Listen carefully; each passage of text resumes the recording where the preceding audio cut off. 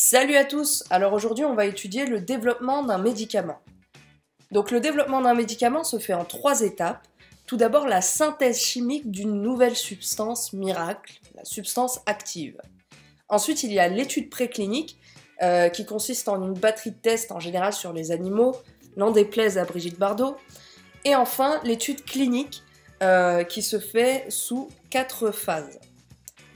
Tout développement débutera tout d'abord par la synthèse d'une nouvelle substance chimique, et certaines substances étant plus difficiles à synthétiser devront être extraites à partir de plantes, de tissus animaux, de cultures de micro-organismes, de cellules humaines, et, comme Spider-Man, de recombinaisons génétiques.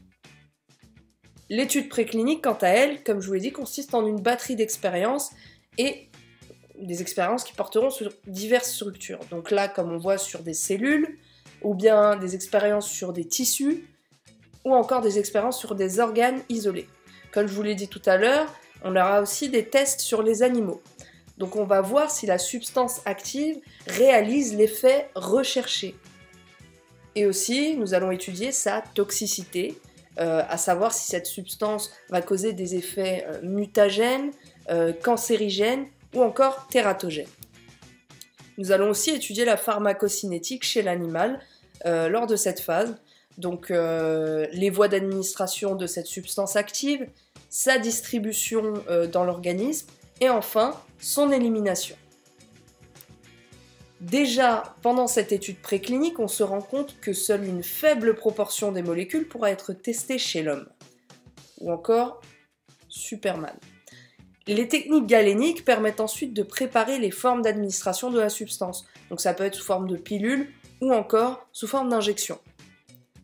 L'étude clinique, quant à elle, comme je vous l'ai dit, elle est subdivisée en 4 phases. Donc en phase 1, on va déterminer si les propriétés observées chez l'animal se manifestent chez l'homme sain. Et on va aussi établir une relation dose et effet.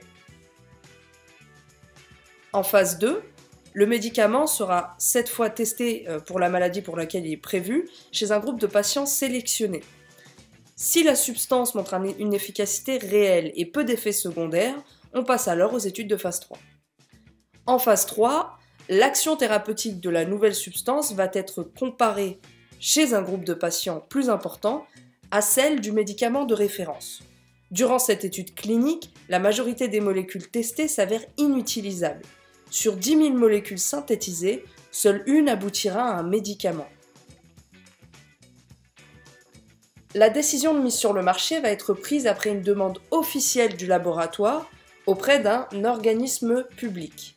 Le demandeur doit justifier à l'aide de ses résultats expérimentaux que les critères d'efficacité et d'innocuité sont remplis et que les formes galéniques répondent aux normes de qualité. En phase 4, après mise sur le marché, la nouvelle substance va recevoir un nom commercial et le médecin n'aura plus qu'à le prescrire au malade. Donc durant l'ensemble de la vie du médicament, on va continuer à l'examiner et à voir s'il fait ses preuves. L'expérience de plusieurs années de prescription va permettre d'évaluer les indications et les risques et ensuite de définir la valeur thérapeutique du nouveau médicament.